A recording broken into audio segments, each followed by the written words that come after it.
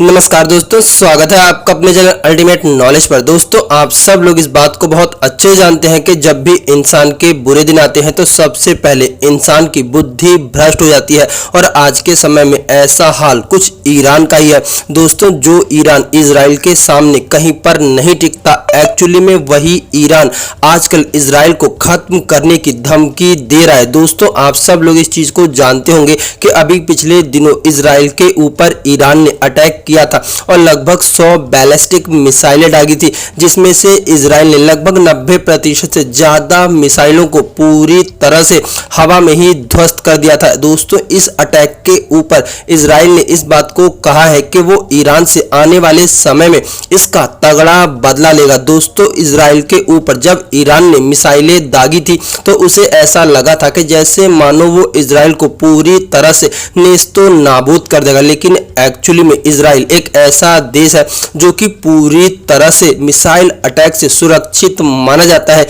इसी कारण से न सिर्फ इजराइल ने ईरान के हमले को पूरी तरह से बेकार कर दिया, बल्कि साथ ही साथ ईरान को ये दिखा दिया कि इजराइल के पास किस तरह की टेक्नोलॉजी है। दोस्तों, ईरान के अंदर जो अभी प्रमुख बैठा हुआ है वो कहीं ना कहीं इस बात को समझ रहा है कि वो इजराइल को पूरी तरह से खत्म कर देगा या फिर इजराइल को कोई बड़ा नुकसान पहुंचा सकता है। लेकिन एक्चुअली में वो इस चीज को भूल रहा है कि अगर इजराइल चाहे तो रातों रात ईरान को पूरी तरह से खत्म कर देगा। और खमेनी अभी कुछ ऐसा ही करने वाले हैं। उनकी कुछ घटिया हरकतों के कारण पूरे ईरान को इसका खामियाजा भुगतना पड़ सकता है। और ईरान के आम लोग इस चीज को अच्छे से जानते हैं कि अगर ईरान इजराइल के साथ युद्ध में भिड़ता है तब ईरान का कुछ भी नहीं होगा और ईरान पूरी तरह से तहस नहस और बर्बाद हो जाएगा, क्योंकि ईरान के लोग इस चीज को अच्छे से जानते हैं कि इजराइल के पास जो उन्नत टेक्नोलॉजी है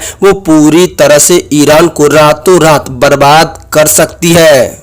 ईरान ने इजराइल को बर्बाद करने की धमकी दी है और इस बात को कहा है कि वो इजराइल को नेस्तो नाबूद कर देगा और हर हाल में फिलिस्तीन के साथ खड़ा रहेगा। लेकिन एक्चुअली में जब से फिलिस्तीन और इजराइल का युद्ध शुरू हुआ है, अगर देखा जाए तो सिर्फ बात करने के अलावा ईरान ने कोई भी बड़ा एक्शन नहीं लिया है। अभी हाल ही में ईरान ने जो इजराइल के ऊपर बैलिस्टिक मिसाइलें दागी है वो कहीं ना कहीं ईरान के ऊपर एक ऐसा प्रेशर था जिसे वो ना चाहते हुए भी कर रहा था, क्योंकि एक्चुअली में जो भी नेता अभी लेबनान के अंदर मारे गए थे वो लोग शिया कम्युनिटी से थे। और सबसे बड़ी बात है कि उनके इशारे पर ही ईरान और हिजबुल्ला एक साथ कोई भी बड़ा एक्शन लिया करते थे। दोस्तों, ये दबाव का ही कारण है कि ईरान ने ना चाहते हुए भी इजराइल के ऊपर 100 बैलिस्टिक मिसाइलें दागी। लेकिन आप लोगों को ये चीज अच्छे से समझनी होगी कि ईरान इस चीज को जानता है कि उसने शेर के मुंह में हाथ डाला है। अब इजराइल ईरान के ऊपर कुछ ऐसा करने वाला है जिसका ना तो ईरान ने कभी सोचा होगा और ना ही ईरान के पास उसका कोई जवाब होगा।